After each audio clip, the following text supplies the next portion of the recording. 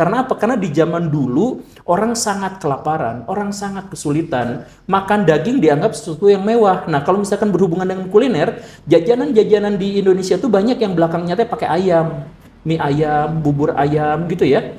Karena di zaman itu makan ayam tuh sesuatu yang mewah, sehingga untuk menekankan bahwa makanan ini enak tuh ditambahin ayam gitu. Walaupun tidak banyak orang tahu, bakso itu singkatan kan? Tahu nggak? Bakso. Ditanya ke orang Padang juga banyak di antara mereka yang mungkin tidak tahu. Atau misalkan makanan orang Sunda, makanan pokok orang Sunda apa Kang? Kenapa si Coca-Cola itu lebih sukses di Indonesia? Masalah utamanya itu sebenarnya bukan rasa. Masalah utamanya itu adalah soal Pelaku bisnis kulinernya. Kadang masih banyak juga nih yang percaya penglaris-penglaris gitu kan. Nah itu, kita tuh logika mistiknya kuat sekali orang Indonesia. Penglaris itu sebenarnya ada hubungannya dengan kedatangan orang Cina di Indonesia, Kang. Oh, ada hubungannya?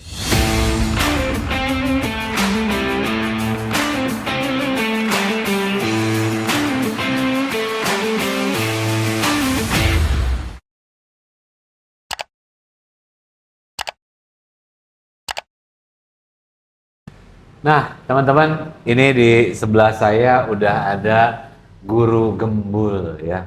Guru Gembul ini seorang YouTuber ya yang banyak membahas fenomena sosial budaya di Indonesia. Dan saya dulu mikirnya kalau dengar namanya Guru Gembul itu, kalau orang Sunda bilang kan gembul itu senang makan ya. Iya. Benar nggak ya? Senang Benar. makan. Nah, jadi cocok nih. Jadi channel ini kuliner ya, kita ngundang Guru Gembul. Nah, iya. Ya, sesuai namanya. Dan tapi yang dibahas mungkin kita akan lebih banyak yang ngalor ngidul aja Kang ya. Kita Ya, bahas sama-sama lah. kuliner ya. Nah, sebelum mulai saya mau tanya, Akang makanan favoritnya apa sih Kang? Batagor. Batagor. Batagor yang paling enak atau favorit di Bandung apa Kang? Sudah punah. Apa itu? Jadi dulu ibu saya bawa saya ke tempat makan yang tempatnya agak kumuh, pelayanannya juga kumuh, tapi itu membekas dalam benak saya sehingga sampai saya SMP, sampai saya SMA, bahkan sampai sekarang saya berusaha untuk mengejar-ngejar Batagor itu. Tapi sekarang dia sudah tutup dan saya tidak menemukan lagi di mana gitu. Nah, itu karena rasanya atau ada cerita apa di Rasa, cuman rasa? saya bikin semacam hipotesis kecil bahwa manusia itu selera pada satu makanan tertentu tergantung pada apa yang dia makan waktu kecil gitu. Ya, sepakat. Itulah yang menyebabkan misalkan makanan ibu seringkali lebih enak daripada makanan istri gitu. Betul. Karena makanan ibu itu mungkin bukan lebih enak daripada makanan istri, tapi makanan ibu lah yang selama ini kita makan sejak kecil, dan si otak kita tuh merespon bahwa ini adalah makanan yang enak dan nyaman. Ada begitu banyak kenangan, ada banyak hal yang mengikat antara rasa dengan nuansa gitu. Betul. Mungkin itulah yang membuat kita menjadi lebih. Saya juga sekarang sudah menikah, sudah lebih dari 12 tahun menikah. Tetap makanan ibu saya itu lebih enak gitu. Tetap aja makanan ibu ya. Makanan ibu apa Kang yang paling ini? Yang paling membekas? Apa aja. Jadi maksudnya gini, istri saya bikin sayur kacang, ibu saya juga bikin sayur kacang. Udah enakan bikinan ibu saya gitu. Bukan berarti makanan istri saya itu nggak enak, cuman karena saya sudah didoktrin sejak kecil dalam konteks ini, sesuatu yang berhubungan dengan selera, baik itu makanan, musik dan sebagainya, biasanya terikat pada cerita-cerita masa lampau gitu. Ngomongin sayur kacang, saya juga favorit sayur kacang bikinan ibu saya nih. Nah, gitu. tapi kadang saya lebih senang sayur kacangnya itu dibesokin. Jadi kuahnya dibuang, si kacangnya digoreng. Nah, itu enak tuh sama nasi sama kerupuk aja enak gitu ya. Nah, kalau saya Batagor dibasiin. Dibasiin. Belinya sekarang, makannya besok. Nah, itu saya juga sering melakukan itu. Kenapa? Jadi lebih hasil, tapi enak bagi saya mah. Kata bakteri orang meren. apa? Bakteri pastinya kan kalau Ya hasem jelas, itu. makanya hasem juga bakteri gitu. Cuman alhamdulillah sampai sejauh ini saya tuh dianugerahi lambung yang relevan dengan selera saya yang aneh-aneh gitu. Oh. Jadi misalkan saya tuh sangat suka dengan sambal. Jadi dengan yang pedas-pedas. Jadi kalau saya misalkan pesan tahu gejrot, misalkan ya, si cengeknya tuh 30. Harus pedes banget gitu ya. Mintanya tuh cengeknya tuh 30 gitu. Nah, kan bangkrut si Mangna, jadi sama saya dikasih lebih, pokoknya mah cengeknya harus banyak gitu. Iya. Nah, tapi alhamdulillah si lambung saya itu baik-baik saja gitu. Nah, termasuk juga dengan batagor yang penuh bakteri itu saya yakin, dan teman-teman saya yang ahli kesehatan dari kedokteran dan sebagainya sangat tidak menyarankan. Ya, saya juga tidak makan terlalu sering, tapi kalau ditanya selera, saya suka dengan batagor yang dimakannya besoknya gitu. Oh. Jadi ada bumbu yang lebih meresap dan rasa ikan yang rada asemnya kerasa. Jadi ada sensasi sendiri ya.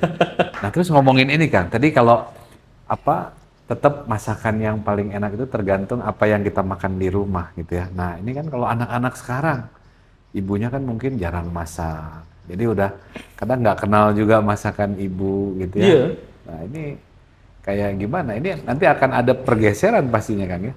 Betul, dan memang dari generasi ke generasi hubungan antar keluarga itu menjadi semakin jauh kan. Jadi zaman dulu kita tidak ada TV, jadi kita lebih banyak berdiskusi satu keluarga. Kemudian ada TV, kita berkumpul dalam satu ruangan yang sama, tapi fokus pada TV. Sekarang kita fokus pada handphone masing-masing. Jadi hubungan antar keluarga itu menjadi semakin renggang. Itu menunjukkan hubungan kekeluargaan antar di Indonesia itu menjadi semakin jauh. Nah, makanya kuliner juga menjadi semakin jauh gitu. Udah mah nggak dimasakin sama mamahnya, udah menilai-nilai sudah sangat berbeda. Setiap anggota keluarga megang handphone masing-masing. Sebenarnya kita tuh terancam, nilai-nilai kekeluargaan kita tuh sekarang terancam. Ya padahal di setiap ini ya Kang ya. Ini di setiap kuliner di daerah ini kan punya nilai-nilai masing-masing. Gitu ya. Betul. Punya nilai masing-masing, punya cerita masing-masing. Dan itu kalau digali pastinya juga jadi nambah value buat diri kita. Contoh misalnya gini Kang. Ada istilah kalau misalnya ketupat lah contoh misalnya. Cerita di balik ketupat. Nah, ketupat itu kan akhirnya jadi konsensus atau kesepakatan bersama nih dipakai di semua daerah gitu ya. Iya. Karena artinya dari ketupat atau kupat itu ngaku lepat. Nah, itu jadi tradisi setiap lebaran gitu ya. Terus ada apalagi kolak ya. Kolak itu asal katanya dari kolik, mengelaborasi semua bahan yang ada sehingga manis gitu ya. Nah, kayak gitu-gitu menurut Akang gimana, Kang? Sebenarnya gini Kang, kalau misalkan ketupat itu istilah ngaku lepat itu dalam tradisi orang Sunda, karena orang Sunda itu biasa melakukan hal yang terbalik. Jadi kalau orang-orang di dunia luar mah ada kalimat panjang dipendekkan dalam sebuah akronim. Nah, kalau orang Sunda mah sering cari-cari satu kata untuk dipanjangkan artinya. Jadi cuanki, cari uang jalan kaki. Itu mah khas Sunda. Kerjaan orang Sunda. Aslinya mah gak ada istilah yang seperti itu gitu. Tapi kupat juga Jawa juga kan? Nah, kupat itu sebenarnya bukan ngaku lepat. Apa itu? Kupat itu sebenarnya jadi dalam tradisi orang Jawa Barat dan Jawa Tengah dan Timur itu ada filosofis 4. Jadi segala sesuatu itu dihubungkan dengan angka 4. Iya. Karena 4 itu masagi, 4 itu kotak. Jadi misalkan setiap alun-alun di Pulau Jawa pasti ada 4 unsur di situ. Di sebelah selatan pasti pendopo, di sebelah baratnya pasti wilayah tempat ibadah, di sebelah timurnya pasti pasar, di sebelah utaranya pasti yang berhubungan dengan hukum. Oh, itu udah jadi pola. Disebutnya macopat. Macopat. Ya, dimanapun alun-alun pasti gitu, kecuali Bandung. Iya. Karena Bandung yang urusan hukum yang sebelah utara Bancai dipindahin. Tapi kan dulu di situ tuh penjara yang berhubungan dengan hukum. Nah, jadi alun-alun itu di Jawa tuh pasti kayak gitu. Jadi berhubungan dengan 4. Nah, makanan yang ketupat itu juga 4 gitu, membentuk 4 sudut kayak gitu. Dengan arti-arti yang setiap daerah sebenarnya bisa dijelaskan. Sama orang Sunda dibikin. Orang Sunda nih kerjaannya. Orang Sunda mah kebiasaan bikin kepanjangan dari yang pendek-pendek, ojek, ongkos ngajegang. Sebenarnya nggak ada, nggak ada itu ojek artinya ongkos ngajegang tuh nggak ada. Tapi mereka padahal nggak ada artinya gitu. Nggak ada artinya. Ongkos jadi, nah walaupun mereka juga suka dalam konteks kuliner misalkan menghubungkan yang cireng gitu ya, aci digoreng, batagor, bakso tahu goreng. Tapi ada yang asli, Kang, tapi tidak banyak orang tahu. Bakso itu singkatan, Kang. Tahu nggak? Bakso. Tar dulu. Apa, Cik? Bakso. Nah, orang Solo harusnya tahu nih. Hah? No, orang Solo nggak tahu. Padahal leluhur bakso itu memang dari Solo. Aha. Sebenarnya bakso itu adalah bakmi siomay. Bakmi siomay. Iya, jadi dulu itu ada bakmi. Terus pas zaman Belanda jadi orang-orang Eropa tuh segala sesuatu tuh harus dicampur daging. Karbonnya dikit, dagingnya gede. Nah, ini bakmi dari Cina. Tapi nggak ada topping yang apanya gitu. Nah, dicampur siomay. Tapi siomay juga kayaknya kurang pas. Nah, pas zaman Belanda itu dibikinlah bukan meatball, daging dibulatkan, nah jadilah bakso. Nah, orang Solo tuh yang pertama bikin bakmi yang dari Cina dengan ini yang dari Belanda disatuin jadi bakmi siomay dan pada akhirnya menjadi bakso itu di situ. Oh, nah ini ngomongin Solo nih, Kang. Solo ini kenapa makanannya tuh lebih identik sama kayak nama-namanya tuh bistik gitu ya, bestik gitu ya. Terus makanannya tuh lebih apa? Nama-namanya lebih ke Belanda-Belandaan. Nah, kemudian kalau kita geser lagi ke Jogja nih, itu makanan-makanan yang sengaja dibikin biar awet gitu ya. Kalau bisa masih bisa dimakan kayak besoknya kayak gudeg kan gitu. Itu kenapa, Kang? Jadi gini, Kang, dulu kawasan pesisir pantai utara itu menerima pasokan makanan yang beraneka ragam. Kawasan pesisir utara atau misalkan kalau di Sumatera itu kawasan pesisir timur itu mendapatkan suplai makanan dalam jumlah yang banyak. Nah, semakin ke gunung, semakin ke sedikit, semakin ke selatan, semakin sedikit. Jadi pasokan makanan yang di selatan itu kalau Selatan termasuk ke sini ya, semakin ke Jawa Barat. Jogja itu selatan kan? Iya. Jogja itu selatan. Jogja selatan, Garut, Cianjur selatan. Iya. Jadi yang di selatan, misalkan yang di Cianjur, tauco. Atau misalkan dodol, itu juga kan yang dibuat menjadi jauh lebih awet, jauh lebih lama gitu. Beda sama yang misalkan kawasan utara yang semacam itu. Ya, karena yang di selatan itu dulu akses terhadap makanannya jauh lebih sedikit. Jadi sebelum datang Belanda, pola kota-kota di Indonesia itu ngikutin arus sungai. Jadi misalkan kayak jalur perdagangan gitu. Jalur perdagangannya ngikutin sungai. Jadi misalkan kan kalau misalkan sekarang ya orang-orang Cindo gitu ya.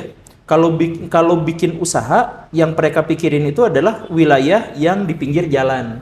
Nah, kalau Cindo di zaman dulu cari yang pinggir sungai, depan sungai. Karena trafficnya dari situ. Trafficnya. Nah, Pulau Jawa dengan demikian kota itu memanjang dari selatan ke utara.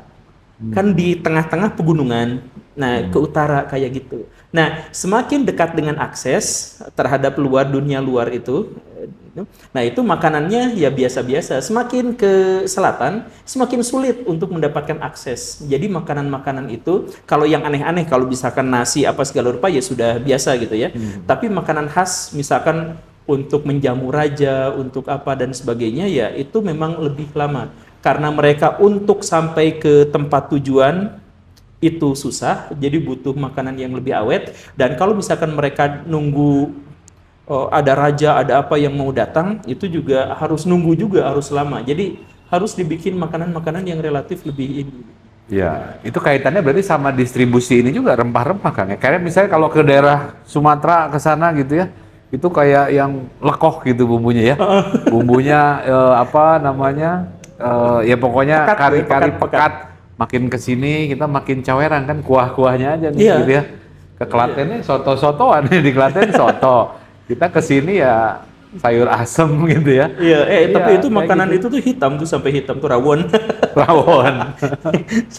Jadi iya. Ya tapi gitulah karakteristik dari orang-orang di Indonesia tuh. Dan yang sayang sekali, banyak sebenarnya makanan-makanan kita tuh yang akhirnya tidak dikenal sekarang tuh. Nah, saking tidak dikenalnya, saya juga tidak bisa mencontohkan apa aja gitu. Cuman memang sebenarnya di samping makanan kita itu berkembang pesat, tapi banyak juga makanan-makanan kita tuh yang akhirnya tidak lagi dikenal. Gitu. Tidak dikenal itu karena apa? Kalah Ya? bersaing dengan makanan-makanan yang menjamur akhir-akhir ini gitu. Kayak misalkan ya, saya mohon maaf, tapi masakan Padang pun kan sebenarnya tidak terlalu tua. Itu masuk ke dalam kategori makanan yang lebih modern. Rendang kayak gitu. Iya, rendang makanan yang kayak gitu tuh kan. Itu baru ada sekitar zaman tahun 1800-an gitu. Nggak sampai jauh ke belakang. Ya kayak gitu kan. Jadi makanan-makanan dan orang Padang makanan sebelum itu apa? Ditanya ke orang Padang juga banyak di antara mereka yang mungkin tidak tahu. Atau misalkan makanan orang Sunda, makanan pokok orang Sunda apa Kang?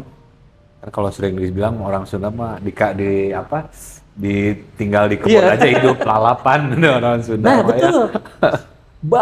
Banyak sebagian besar makanan tradisional orang Sunda tuh sudah tidak dikenali lagi sampai sekarang.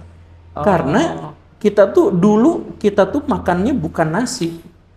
Kita tuh dulu makannya umbi-umbian, ya, ubi jalar yang kayak gitu. Nah, masakan dari ubi jalar itu apa sekarang? Tidak dikenal. Ya. Nah, banyak yang kayak gitu tuh. Walaupun sekarang gantinya orang Sunda tuh jadi. Kalau dulu tuh kukuluban ya kita masih ingat kukuluban. Ada tukang bajigur lewat tuh ada isinya tuh macem-macem kacang, ciu, pisang rebus, nah, itu kan yang jagung. Dulu tuh gitu jajanannya. Coba Akang sebutin itu namanya apa aja tuh? Yang merah apa namanya? Apal kene saya ciu ya. Ciu apa? Ciu ya. Terus hui. Tapi ciu mah baru-baru. Bukan ciu Solo ya. Kalau ciu Solo tuh minuman. Beda-beda nih daerah. Aci cau. Aci cau. Aci cau, ciu. Iya. Iya disebutnya itu saya masih ingat gitu. Nah, iya jadi sebenarnya apa yang kita sebut sebagai kuliner tradisional kadangkala menyebut bahwa kuliner itu sebenarnya masih baru atau bahkan kuliner itu sebenarnya tidak berasal dari Indonesia. Lama. Nah, ini contoh aja pempek. Pempek bukan dari Palembang kan? Dari Cina. Dari Cina, iya. Sebenarnya bukan benar-benar dari Cina, yang bikin pertamanya orang Cina, Cina Palembang gitu. Palembang itu kan Cina semua di sana sebenarnya, Pak. Iya. Kayak orang Surabaya, orang Palembang itu penduduk asli di sana tuh Cina. Oh. Orang Chinese yang merantau. Jadi sebelum ada orang ini tuh hutan aja sebelum datang orang-orang Cina tuh. Iya. Kayak yang di Surabaya, kota asli orang Nusantara tuh Gresik. Surabaya tuh pendatang-pendatang Chinese di situ. Palembang tuh ada riwayat nama Palembang itu kan nama Cina, Pai Lambong. Oh, Pai Lambong. Pai Lambong. Jadi makanannya di sana juga banyak yang orang-orang Cina datang ke sana terus mencoba untuk membawa makanan ke sini, tapi di sini kan bahan-bahannya berbeda, apanya berbeda, akhirnya terbentuklah jenis makanan yang berbeda pula gitu. Dan jadilah di situ makanan khas Palembang, cuman memang inspirasinya DNA-nya itu dari Cina gitu. Ya. Nah, kan ini sekarang yang banyak dikenal lah ya. Nah, ini juga saya baru tahu juga gitu ya kan. Yang sering digaung-gaungkan di luar itu kan rendang, rawon gitu ya. Nah, itu ternyata memang yang saya dengar itu hasil pooling juga kan. Nah, pooling itu kan yang milih ya kita juga gitu ya. Nah, sementara ada handicap lah gitu ya. Kalau misalnya kita mau makanan asli Indonesia yang spicy lah gitu ya. Rempah ini kan kalau keluar itu ada namanya palate test. Jadi misalnya kita pedes menurut kita nggak pedes nih. Ini mah pedes biasa aja. Tapi menurut orang di Amerika itu bisa pedes luar biasa. Iya. Nah, ini juga satu tantangan. Tapi di sisi lain kenapa kayak Vietnam, di mana-mana ada pasti Vietnam. Iya. Masalah utama tuh ini untuk kuliner itu kan sebenarnya selera, dan karena selera dia tuh bisa aja direkayasa. Jadi misalkan gini, saya mohon maaf ya sebut merek gitunya, Coca-Cola. Coca-Cola tuh sebenarnya nggak terlalu klop dengan lidah kita. Kalau mau jujur, Coca-Cola dengan bandrek tuh enakan bandrek. Iya. Iya kan? Atau misalkan dengan es sekoteng gitu ya. Es sekoteng no handed apa sih sekoteng gitu ya. Itu sebenarnya lebih cocok di lidah kita. Wedang jahe. Tapi Wedang kenapa? ronde. Kenapa si Coca-Cola itu lebih sukses di Indonesia? Masalah utamanya itu sebenarnya bukan rasa. Masalah utamanya itu adalah soal pemasaran dan rantai ketersediaan, rantai produk itu yang ada, supply chain ternyata. Nah, itu yang jadi masalah gitu. Nah, orang Coca-Cola tuh sebenarnya nggak peduli lagi soal resep. Mereka tuh udah mentok aja di situ. Mereka nggak mikirin soal bagaimana rasanya. Mereka sudah mikirin bagaimana cara memasarkan itu, gitu. Bahkan kepada orang-orang yang dianggap tidak pas lidahnya. Jadi mereka fokus misalkan pada tradisi, mereka fokus pada budaya, mereka fokus pada misalkan bonus-bonus, mereka memikirkan bagaimana cara menyebarkannya, bukan memikirkan bagaimana rasanya. Nah, kalau misalkan masyarakat kita tuh masih fokus pada ini loh enak rendang, fokusnya itu pada rasanya rendang.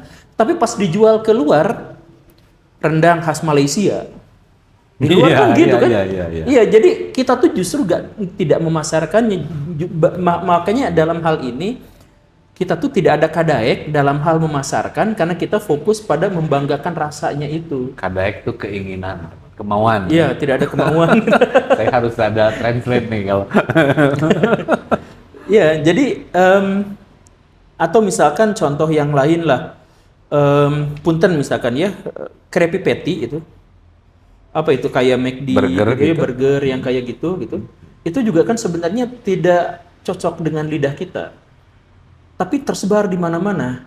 Dan katakanlah bahwa itu nilai kandungannya tuh tidak sebaik lotek gitu atau karedok. Lotek dan karedok itu kan jauh lebih sehat. Kenapa gak lotek dan karedok itu yang dijual ke luar negeri, dikemas sedemikian rupa, dianggap sebagai, kalau misalkan kita mau memasarkannya, kita berani bersaing kok. Sok karedok sama burger, rasain masing-masing, enakan mana, suruh jujur gitu. Untuk bangsa kita mah ada enakan ini. Cuman lagi-lagi kita tuh tidak mau mengemasnya.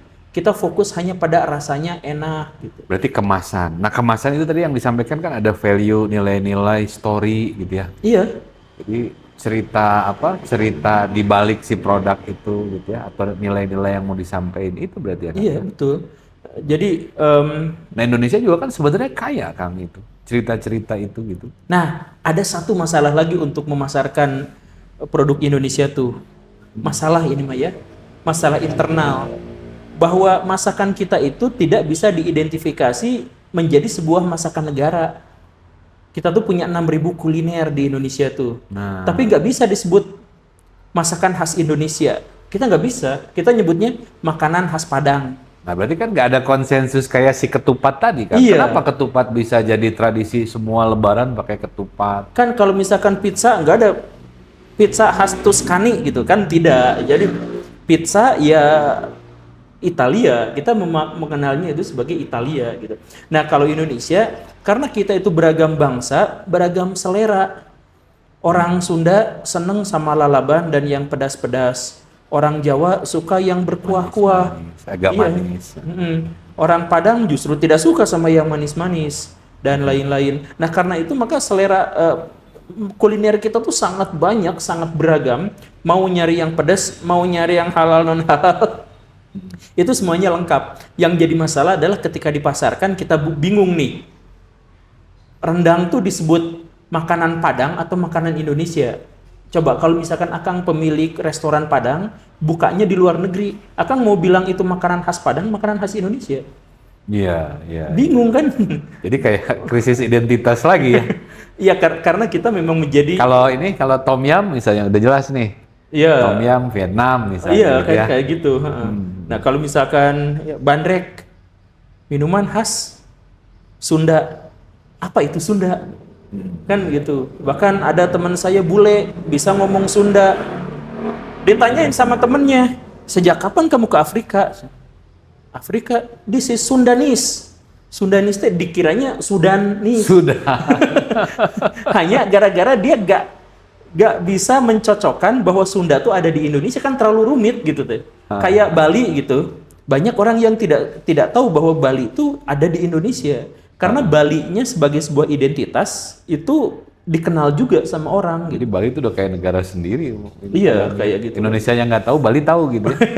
Iya. Ya makanya teuing-teuingan lah kalau tidak tahu ada Indonesia itu negara segitu gedena gitu ya, mencolok di peta dunia tapi tidak tahu. Iya. Ya tapi intinya mah kesulitan-kesulitan kita untuk mempromosikan kuliner kita diantaranya adalah brand kita tuh jadi ketuker-tuker gitu. Betul. Mau mempromosikan Indonesia, masa rendang khas Indonesia gitu. Ya kan nggak semua Indonesia Iya. juga gitu. Nah, agak masuk yang agak bisa penetrasinya agak luas atau agak jauh tuh saya ngeliat, saya nyebut merek juga nih, Indomie kan. Sampai di Afrika itu begitu populer sampai jadi alat buat apa itu? Kampanye. Kampanye. Kayak gitu. Sampai diklaim Nigeria. Iya. Harusnya jadi Nigemi ya. Nigemi. Berarti kan lebih ke Afrika ya. Malah yang di Australinya itu kan di Australia itu dilarang peredarannya karena mengandung apa namanya? Mengandung ada Iya, salah satu ada zat yang tidak sesuai dengan regulasi mereka lah. Iya, gitu. betul. Gitu. Iya, tapi itu hanya sebagian saja. Cuman intinya Indomie begitu kuat, itu juga ya syukur ya ngasih namanya Indomie. Jadi ada Indo-Indonya. Gitu. Ada Indo-Indonya. Nah, itu berarti itu bisa jadi alat ini juga ya. Gastro diplomasi juga kan? Bisa. Bisa ya. Kalau ini kan makanan nih sebagai alat diplomasi gitu ya. Yang kalian tahu apa aja sih, Kang? Kalau yang sekarang nih yang ini nasi goreng Bu Mega gitu ya. Terus nasi goreng Bu Mega itu juga alat diplomasi. Terus kalau pas Obama ke sini itu bakso sate gitu ya. Jadi kalau sebelum-sebelumnya apa, Kang? Pernah dipakai nggak sebagai alat diplomasi? Makanan dipakai untuk alat diplomasi apa ya? Iya, makanan mah banyak memang dipakai untuk diplomasi, khususnya kebudayaan gitu. Cuman kalau misalkan makanan dipakai untuk diplomasi yang lain gitu, tapi bahwa makanan itu bisa jadi alat diplomasi, tapi diplomasi untuk mengkampanyekan budaya dan tradisi satu masyarakat tertentu biasanya bukan sesuatu yang lebih ini gitu. Bukan cuma politik, tapi kadang katanya semua bisa diselesaikan di meja makan gitu kan. Iya. Itu kan bahasanya begitu ya. Iya, betul. Tapi bukan makanannya gitu ya. Nah, ini tinggal makanannya apa.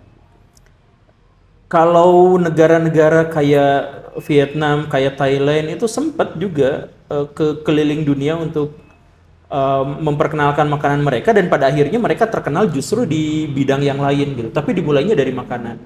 Kayak Thailand memperkenalkan makanan-makanan mereka. Makanannya mah tidak terlalu gede, tapi malah jadi ke bela dirinya gitu. Muay Thai. Ke Muay. Kan itu orang-orang luar masuk ke Thailand dan ngelihat, wah ini lebih brutal nih tinjunya, ayo kita ikutin gitu kan. Ya tapi kan Padahal maksudnya makanannya gitu. awalnya makanan gitu. Atau misalkan apa ya? Ya ini yang paling kalau yang ada kepala negara daerah datang gitu kan nggak ada tradisi khusus. Oh, ini makanan Indonesia apa gitu. Nggak ada kan memperkenalkan. Paling ya di politik ya itu aja yang kita dengar ya. Makanan Indonesia tuh nggak diperkenalkan gitu sama kita tuh. Coba kalau misalkan ada yang saya yakin misalkan kayak bandrek dan bajigur itu, kalau misalkan di Rusia setiap musim dingin ada festival Indonesia dikasih bandrek itu, saya yakin mereka pada suka Iya. daripada vodka gitu. Ini vodka khas Indonesia ya, walaupun tidak senyereng itu gitu ya, tapi kayaknya sih orang-orang Rusia saya yakin itu seneng pisan dengan ini. Bikin keringetan. Ya. Ini juga ya itu dari sisi ininya Kang lah ya, dari sisi kuliner dari berbagai sisi. Nah, ini termasuk juga sisi ini Kang, pelaku bisnis kulinernya. Kadang masih banyak juga nih yang percaya penglaris gitu kan. Penglaris itu sebenarnya ada hubungannya dengan kedatangan orang Cina di Indonesia, Kang. Oh, ada hubungannya? Ada hubungannya. Jadi orang-orang Nusantara pada waktu itu sebenarnya sudah punya cerita tentang penglaris dan sebagainya. Tapi mereka terhentak dan kaget ketika menemukan orang Cina kalau dagang pasti laku terus dan bisa mengalahkan pribumi. Kenapa bisa seperti itu? Mereka tuh berpikir keras. Kenapa orang-orang di sana itu bisa bikin seperti itu? Nah, akhirnya itu dikait-kaitkan sama pemuka agama bahwa orang Cina itu ngepet. babi. Ngepet. Jadi Oh babi, iya, babi babi ngepet. ngepet. Nah, kenapa harus disebut babi? Karena orang Cina tuh simbol kemakmurannya tuh kan babi. Babi itu dianggap sebagai simbol kemakmuran gitu. Nah, jadi gimana caranya mengidentifikasi Cina dengan kok bisa tiba-tiba kaya gitu, padahal mereka bukan pejabat gitu.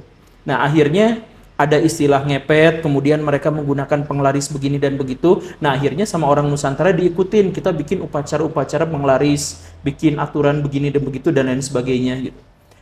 Itu dimulai dari boomingnya gitu ya, dimulai dari kebingungan orang-orang Nusantara, kenapa kalau dagang orang Cina laku gitu. Padahal sebenarnya bukan gara-gara itu kan, bukan gara-gara penglaris. Ritualnya. Orang Cina mikirnya ya sangat sederhana gitu. Jadi kalau misalkan saya dagang, ada orang selewat, orang pertama yang lewat di ini dan ini pembeli pertama, sama saya mah harganya dimurahin sama orang Cina mah, biar nanti balik lagi. Iya. Kalau orang Nusantara dagang, orang selewat justru ketok harga dimahalin dan nggak akan balik lagi. Iya. Dari pikiran yang sangat terbalik ini saja sudah menghasilkan bahwa orang Cina pada akhirnya pelanggannya bertambah banyak dari hari ke hari. Iya kan? Karena setiap ada orang yang tidak dikenal, mereka kasih servis yang justru lebih baik daripada pelanggan mereka. Kalau orang pribumi dikasih servis terbaik itu hanya untuk yang pelanggan. Akhirnya pelanggannya selama 20 tahun dagang bakso di situ risikonya sama, pelanggannya itu saja. Orang Cina mah 20 tahun teh awalnya roda bakso satu jadi 5 gerai gitu dalam 20 tahun karena pelanggannya bertambah terus. Dari situ aja tuh udah pola pikirnya udah beda. Tapi kita tuh gak keotakan dulu tuh kenapa bisa kayak gitu.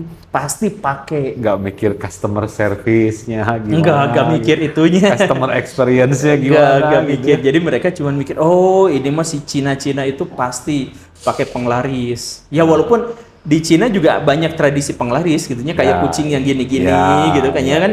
Tapi kan itu gak sampai mengubah mereka menjadi apa ya, poin utama gitu. Itu apa karena keputusasaan, nggak ngerti, atau malas mikir, Kang? Itu. Jadi gini, males mikir salah satunya. Tapi salah satu yang lain itu masyarakat kita itu feodal dan belum sempat mengalami dalam tanda kutip pencerahan gitu. Kan kalau misalkan di Eropa mah feodal, ada zaman pencerahan, hancur gitu. Misalkan Cina ada feodal, terus ada revolusi Cina gitunya tahun 1911, hancur si feodalismenya. Nah di Indonesia mah nggak ada sebuah momen yang menghancurkan itu. Gitu. Misalkan zaman dulu, mustahil orang jadi kaya kalau nggak jadi pejabat, mustahil. Karena semua harta, semua tanah itu milik raja dan para bangsawan. Jadi nggak mungkin ada rakyat jelata jadi kaya tuh nggak mungkin. Itu stratifikasi tertutup. Makanya orang kalau mau kaya, please jadi PNS. Kenapa? Jadi PNS berarti jadi pejabat. Gitu kan? Nah, makanya orang rela bayar mahal untuk jadi pejabat. Itu pola pikir kita tuh gitu. Makanya pas Cina bukan pejabat, Cina bukan penguasa, tapi kok sukses. Itu gak kepikiran, gak keotakan sama orang Indonesia pada waktu itu yang berpikirnya masih feodal. Mereka berpikir kaya berarti pejabat, tidak pejabat berarti tidak mungkin kaya. Itu rumusnya sesederhana itu karena stratifikasi tertutup. Gitu. Jadi ini Cina pasti pakai penglaris, pasti pakai ngepet, pasti pakai ya yang kayak gitu-gitulah. Ini hal sepele aja, Kang. Saya punya cerita. Ini kan biasa pengalaman yang dialami umum ya dalam persaingan bisnis dunia tuh dilempar tanah kuburan gitu ya. Nah, saya pernah tuh ada kejadian, ada salah satu warung saya itu dilempar tanah kuburan. Habis itu katanya omsetnya turun-turun terus, kata karyawan saya yang di sana. Saya pas coba saya lihat ke sana, ternyata di sebelah itu ada toko bakery lah baru buka. Jadi agak ketutup tempatnya. Terus saya bilang sama dia, ini lampunya aja coba diganti. Lampu diganti, diterangin. Terus tulisan jam operasional besar, buka jam berapa, tutup jam berapa. Terus kan suka ada banner-banner chat, nanti dicat ulang. Gitu ya. Setelah itu dilakukan, omsetnya naik lagi. Karena kadang yang menurunkan aura bisnis kita itu nggak ada maintenance, lampu mati jadi kelihatan redup, banner rusak nggak diganti. Apalagi begitu ada bisnis baru di sampingnya, jadi kelihatan redup banget. Banyak sebenarnya hal-hal sepele padahal itu cara berpikirnya kan sebetulnya. Betul, itu cara berpikir. Jadi bangsa kita itu ya karena tadi berpikirnya udah feodal, walaupun walaupun mereka memungkinkan untuk bisa mengembangkan usahanya, mereka mentok aja di situ. Jadi misalkan di dekat rumah saya itu, Jadi nggak punya kepercayaan diri gitu, Kang? iya, Karena ada udah 2 tukang bubur. Yang satu laku sekali, sampai ngantri. Gak berapa jauh dari situ ada tukang bubur satu lagi, sepi. Kosong, gak ada. Padahal sama-sama jual bubur. Padahal sama-sama jual bubur. Saya datang ke sini yang sepi dan males ngantri gitu ya, makan di sini. Saya mah langsung tahu, bukan soal rasa, soal yang nyuguhannya tuh, yang ngasih ininya tuh baut gitu kan. Yang pelayan, Jemput, melayaninya. ngasih ini dan sebagainya gitunya. Terus tempat duduknya tuh tidak nyaman dan lain sebagainya. Udah saya teh makan ndak enak. Terus saya nanya, di sini sepi ya? Kata dia teh, ya ada rezeki mah sudah ada yang ngatur. Nah, Mentok aja di situ gitu. iya. Jadi dia tuh nggak kepikiran. Coba dengan hal yang sangat simpel aja, tempat duduknya dibuat enak, makanannya disajikan dengan lebih enak, dia akan maju. Tapi dia mah nggak mau mikir ke sana. Dia mikirnya dari rezeki mah sudah ada yang ngatur, mentok aja titik di situ selesai. Atau misalkan cara-cara mafia, cara-cara kartel, bukan cara mafia, cara kartel di dekat alun-alun. Misalkan saya tuh pernah makan di Ketok harga bakso di sini harganya tuh 3 kali lipat dari tempat yang lain. Saya tuh komplain, kenapa di sini mahal? Maaf ada di sini mah semuanya juga gitu. Itu kan karena mereka tuh sudah berkompromi dan berkolaborasi, semua harga diseginiin, tidak boleh dikurangin. Jadi nggak terjadi perang harga gitu ya? Tidak terjadi perang harga, tidak terjadi perang kualitas. Akhirnya apa? Semuanya hidup di zona nyaman, semuanya hidup di situ saja, bergantung kepada keberuntungan. Di situ ngajajar mana yang datang, karena semuanya sama, tidak ada apa, ya udah, nggak ada value-nya, nggak ada apanya. Nggak ada kompetisi. Nggak ada kompetisi, nggak ada apa. Dan akhirnya apa? Ya rame-rame tidak laku gitu. Karena harga Rame-rame tidak laku. Karena harga dinaikin, diketok, kemudian semua orang akhirnya tahu bahwa dah jangan jajan di sana mah mahal semua. Banyak yang Itu di tempat-tempat wisata gitu juga banyak. iya. Kan? Ya itu kan kartel-kartel kayak gitu tuh. Kartel di Indonesia dari awal sampai atas itu diprediksikan sama atau bahkan lebih besar merugikan negara daripada korupsi. Karena dalam konteks itu berarti kita menghabisi kreativitas kita, kreativitas para pebisnis gitu ya, menghabisi juga selera masyarakat, jadi menghabisi juga kepercayaan publik pada pengusaha-pengusaha lokal kita. Itu kan tidak ternilai. Iya. Jadi maksudnya, coba tanyain pada pebisnis-pebisnis di seluruh dunia, aset terbesar mereka itu bukan pabriknya, bukan rumah makannya, tapi kepercayaan publik pada mereka. Nah di Indonesia kepercayaan publik itu sudah dihabisi sejak awal. Jadi kita mau promosi kuliner, kita mau promosi apa, kita mentok di situ. Dan saya jadi ingat kan, tadi sempat ngobrol nih sama ini. Ini kan kebetulan kita syuting di Rumah Kentang nih, teman-teman. Oh iya, ini rumah di Rumah yang Kentang. ceritanya ada anak kecemplung terus ini sempat diulas di ini juga ya di Iya, saya channel pernah Akang bikin juga ya. Nah terus sempat ngomongin ini bedanya horor Indonesia sama Amerika nih gitu. Tadi gimana itu Kang tadi? Iya, jadi gini, ini saya di Rumah Kentang, dan Rumah Kentang Bandung itu dianggap sebagai salah satu rumah paling horor, Iya. paling menakutkan karena ada cerita begini dan begitu. Itu adalah salah satu bentuk betapa orang Indonesia itu tidak terpercaya. Nggak bisa dipercaya. Nggak bisa dipercaya. Jadi misalkan gini, orang Amerika Serikat ketika menemukan ada situs yang diduga misterius, ada hantunya, maka mereka melakukan penyelidikan, konfirmasi, klarifikasi, nanya sana sini, mendatangkan akademisi, coba apa yang sebenarnya terjadi di sini. Ada benda bergerak sendiri, ada makhluk-makhluk tak kasat mata setengah transparan lalu lalang sana ke sini. Ada fenomena-fenomena aneh setiap jam 3 pagi, diselidiki habis-habisan. Ketika ada penjelasan, oh ini penjelasannya ternyata adalah misalkan ya, di perapian atasnya tuh relatif lebih ketutup. Ada ini ketutup, mengakibatkan apa? Karbon dioksida bukan keluar ke atas, tapi memenuhi ruangan. Akibatnya apa? Banyak orang yang tinggal di sini keracunan sama karbon. Keracunan karbon menyebabkan halusinasi yang lebih tinggi. Halusinasi ditambah dengan suasana yang mencekam, ditambah dengan misalkan stres dan misalkan keributan dalam keluarga. itu hasilnya bisa menyebabkan halusinasi yang lebih akut. Hantu muncul di situ. Ada penjelasan ilmiahnya. Ketika akhirnya masih juga, ini kenapa tapi ada benda-benda yang benda-benda yang seharusnya tidak bergerak dan bergerak dengan cara yang aneh. Oh gini. Mereka selidiki habis-habisan. Ketika mereka gagal untuk menemukan penjelasan ilmiahnya, oke, fix, ini masih misterius sampai sekarang. Jadi harga dari misteri dan horor di Amerika Serikat itu tinggi sekali. Karena bahkan kalangan akademisi mencoba untuk menjelaskannya. Gagal, baru, oh ini misteri.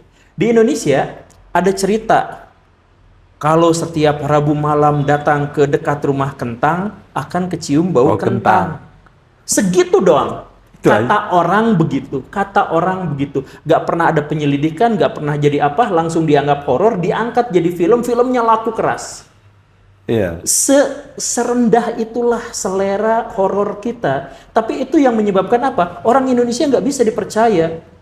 Sebab apa yang dia katakan misteri sama orang Indonesia, dan itu mah cuman folklore kata orang itu. Selalu kan jawabannya. Jadi ya, katanya. Nah akhirnya apa? Akhirnya bangsa kita tidak bisa dipercaya. Coba balikan ke hukum dalam tanda kutip, hukum bisnis yang tadi itu. Bahwa aset yang paling kuat yang dimiliki pengusaha itu adalah kepercayaan publik. Betul. Indonesia sudah tidak dipercaya, dalam bikin horor aja udah nggak bisa dipercaya. Gitu. Ya, jadi kalau di luar itu ya misteri itu benar-benar misteri ya. Karena ada hal yang tidak terpecahkan. Ada hal yang tidak terpecahkan. Kalau di kita baru katanya aja udah dianggap misteri gitu ya. Iya, itu. Dan misteri-misteri kita itu kadang-kadang juga sangat ketinggalan zaman gitu. Ada misteri misalkan anak indigo yang bisa melihat begini dan begitu dan sebagainya. Istilah indigo itu muncul di Amerika Serikat tahun 1960 dan sekarang sudah tidak dipercaya lagi. Tahun 1960-an itu adalah ketika Amerika Serikat sangat khawatir dan ketakutan karena adanya kemungkinan potensi perang nuklir. Dan fakta bahwa Rusia atau Uni Soviet, musuh mereka itu punya 40.000 ledak nuklir. Yang bisa dijatuhkan ke Amerika Serikat kapan saja dan membuat mereka hangus tidak bersisa. Rasa takut yang berlebihan itu membuat revolusi besar-besaran budaya di Amerika Serikat. Salah satunya adalah cerita-cerita yang pseudoscience, diantaranya indigo, itu menyebar di Amerika Serikat, di publik Amerika Serikat.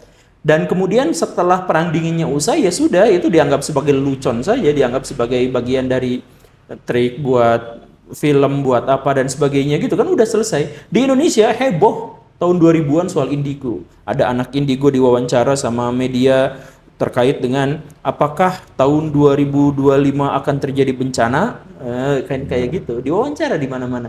Udah makin kita kalau misalkan mau, kenapa kita nggak eksplorasi budaya mistik kita sendiri? Kenapa kita nggak misalkan mencari tradisi-tradisi klinik di Indonesia sendiri? Kita ambil dari luar, semuanya sudah ambil dari luar, kemudian kita menjadi besar-besaran gitu untuk publikasi hal-hal yang semacam itu.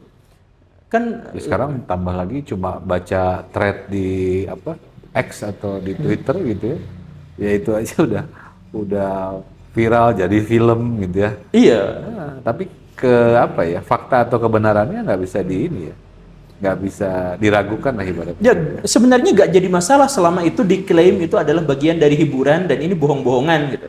Kayak main Smackdown dulu. Sulap gitu. Apa gitu kan? Iya, kayak main sulap gitu kan. Kan semua orang udah tahu bahwa sulap itu adalah trik. Apa yang menjadikan itu adalah sebuah pertunjukan yang hebat adalah orang-orang berpikir bagaimana triknya. Betul. Orang-orang nggak berpikir tentang jin apa yang dipakai, enggak. Orang berpikir itu kok nggak masuk akal, itu gimana caranya, kan itu yang menarik dari sulap itu kan itu. Iya. Nah, kita kan nggak itu, kita menekankan bahwa ini bantuan jin gitu. Ini pakai penglaris. Jadi udah males mikirin teori-teorinya apa gitu ya. Udah aja langsung ngambil jump to conclusion gitu ya. Udah aja jin aja gitu ya. Iya. Dan enak sekali kan kalau misalkan nuduh jin, kita nggak akan undang-undang UTE gitu kan, enggak. Kan kalau misalkan kita nuduh, wah usaha saya bangkrut itu gara-gara misalkan Pak Fahri Hamzah yang ini kan, kalau itu bisa undang-undang disebut. Tapi kalau misalkan nyalahin jin kan aman. Kira-kira menurut Akang nih, ini bagaimana nih kuliner Indonesia ke depan ya tetap bisa mempertahankan nilai-nilai ya yang kaya banget sebetulnya supaya nggak tergerus sama kuliner-kuliner luar. Ini aja udah mulai nih. Kita nih udah jadi sasaran apa ya? Iya. Sasaran market brand-brand luar dari luar kayak Mixu kemarin, ini brand-brand lain dari negara lain gitu Bahkan ya. di sini Kang, di sini mah nggak tahu kita tadi. Saya tuh agak kesal kalau misalkan makan di restoran atau di kafe Kang. Karena pas saya disodorin menu, namanya nggak bisa saya eja. Naon itu? Ini teh maksudnya apa? Kenapa harus yang kayak gitu gitu? Iya. Kenapa bahkan nasi goreng pun Namanya harus aneh gitu. namanya harus aneh gitu? Nah, Kenapa ini nggak? keresahan semua customer ini. Benar, Iya. saya sepakat. Karena harus biar customer hanya mau makanan dengan yang diinggriskan, diitaliakan, dinaonkan gitu kan. Dan bahkan cara makan kita pun harus disesuaikan etika makan, table manner gitunya. Table manner dan etika makan kita tuh bukan etika kita, itu bukan etika, tapi kebiasaan barat. Kebiasaan barat, jadi padahal etika itu kan, etika itu setiap bangsa tuh punya etika tersendiri etika gitu kan. masing-masing. Nah, tapi etika kita pun teman saya dimarahin di makanan karena apa? Karena pisau sama sendok dipakai untuk makan. Harusnya garpu sana. Ya emang kenapa harus ngikutin etika barat biar itu menjadi benar? Iya, iya. Saya juga suka misalkan Pak Jokowi gitu nya. Ribet dia tiap pakai jas teh. Sebab kalau misalkan lagi duduk, kancingnya harus dibuka. Kalau berdiri, kancing harus dipakai dan di ini yang satunya gitu. Pas duduk harus dibuka lagi. Ini kan sebenarnya itu dianggap sebagai etika internasional gitu. Pertanyaan saya adalah emang kita tuh gak punya etika tersendiri, kenapa harus etika barat jadi etika universal? Kenapa makanan barat dianggap sebagai makanan universal? Saking dianggap sebagai makanan universal, makanan tradisional barat sama dengan makanan universal. Iya. Iya kan? Jadi pizza kita nggak sebut itu makanan tradisional, padahal kita sebut seharusnya itu makanan tradisional Italia gitu. Kan gitu. Iya. Croissant, apa itu namanya? Croissant. Itu adalah makanan tradisional dari Prancis misalkan. Itu makanan tradisional, tapi kita nyebut bahwa makanan tradisional itu adalah bandrek, bajigur dan lain sebagainya. Itu juga makanan tradisional gitu. Jadi kita bahkan inferior dalam hal makanan itu. Nah, iya, emang apa identitasnya ini harus disepakati dulu ya. Iya, masa nanti rendang mana yang mau disepakati gitu ya. Iya. Iya. Ya, jangan sampai kayak sekarang ini nggak tahu nih mana yang ini makanan asli Indonesia atau Padang gitu ya. Iya. Terus ya apa dan masih banyak sebetulnya ini apa ya polemik-polemik yang lain ya Kang ya di bisnis kuliner ini.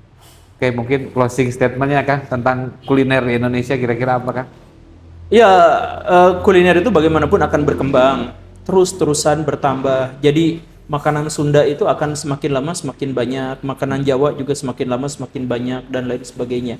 Tapi tolonglah, ini bukan soal makanannya, tapi soal bagaimana cara kita menyajikannya dan menciptakan citra dari makanan-makanan itu. Kalau misalkan kita menganggap bahwa makanan tradisional itu adalah bagian dari tradisi dan identitas kebudayaan kita, ya tampilkan itu ke ruang publik. Bukan langsung mengganti namanya dengan bahasa Inggris jadi nasi goreng jadi fried rice. Nah, karena itu gak Pernah dengar ini nggak Kang? Es teh move on. Nah, saya tanya kan ke waitersnya, ini apa es teh move on? Oh, es teh tawar. Kenapa disebut es teh move on? Kan udah nggak ada rasanya, Pak. Ada. Ya, Terus gimana kan? Ya, jadi buatlah makanan bukan hanya soal rasa. Kita tuh kalau rasa itu udah nomor satu. Karena kita tuh lidah kita tuh gak suka sama yang gak ada rasanya. Yeah. Jadi lidah kita tuh hanya mau menerima makanan yang ada rasanya. Dan karena itu makanan Indonesia itu rasanya kuat, di mana-mana tuh pekat gitu. Nah, karena itu kalau misalkan kita bandingkan makanan kita dengan makanan luar, kita tuh biasanya menang. Karena rasanya lebih pekat. Nah, tapi sekarang kita tidak berbicara lagi itu. Kita berbicara tentang bagaimana ia dicitrakan, bagaimana caranya dia disajikan, bagaimana caranya dia ditampilkan. Jangan sampai makanan-makanan kita tidak dihargai, tidak mendapatkan perhatian, hanya oleh makanan-makanan tradisional dari luar yang sebenarnya mah nggak enak. Gitu. Karena masakan luar itu biasanya memang lebih plain. Iya. Mana-mana. Nggak ada rasanya, lebih plain aja. Hambar. Coba saya jujur aja tanyakan kepada orang-orang, gepuk sama steak untuk orang Indonesia lidahnya enakan mana coba? Ya. Enakan gepuk, enakan rendang. Gepuk pakai sambal, aduh pakai Udah lebih lalapan. pekat itu rasanya teh. Iya. Bukan hanya rasa dagingnya, tapi rasa bumbunya. Iya. Makanan steak mada, ya gitu. Kalau steak itu kan malah yang apa? Yang rare itu kan katanya lebih enak gitu, lebih Iya. juicy kan. Padahal itu rasa asli dagingnya. Ya itu mah rasa daging mentah. Cik. Nah, satu lagi deh Kang, ada rencana buka bisnis kuliner nggak Kang? Pengen, saya teh sangat pengen, cuman sesuai nasihat daripada tukang bisnis, kerjakan apa yang kamu bisa lakukan. Saya mah sangat seneng dengan makanan, punya banyak ide soal kuliner dan lain-lain. Karena saya nangkep ininya apa ya, kuliner seperti apa tuh akan tahu gitu loh. Iya, tapi ya Masalah itu saya teh mencitrakan itu. iya, itu teh bukan bidang saya gitu lah, Kang. Bidang saya mah ngajar. Aja. Tapi kalau misalkan kita mau bekerja paksa boleh lah. Boleh, nanti kita collab ya, cari praktisinya. Akang kan yang gitu kerja, ya. saya yang maksa gitu. Siap. Ya, nuhun pisan ya, Kang Siap. Gembul. Semoga bisa ketemu lagi sehat-sehat Kang. Nuhun. Sukses juga dengan asosiasi apa konten kreator Ya, ya. asosiasi Ya. konten kreator. Semoga bisa terus memberikan dampak manfaat ya. Amin, buat amin. Bangsa Indonesia ini. Nah, ini Kang ada oleh-oleh juga ini Kang dari salah seorang member saya, ini kue buat mau puasa kan lebaran. Nah, ini dari Wih. Yani Cookies ya. Yani Cookies. Yani Cookies. Weh, hatur nuhun kan? Yani Cookies. Ya Ya, sudah. ini favorit saya juga nih Kang. Ya. Wah, makasih. Oke, teman-teman, pamit sampai ketemu di konten-konten berikutnya. Jangan lupa subscribe, like, dan komen. Seandainya ada ide apa atau ada kira-kira apa lagi yang bisa ditampilkan di konten-konten berikutnya, nanti silahkan komen di bawah ya. Terima kasih teman-teman. Sekali lagi, Assalamualaikum warahmatullahi wabarakatuh. Waalaikumsalam warahmatullahi wabarakatuh.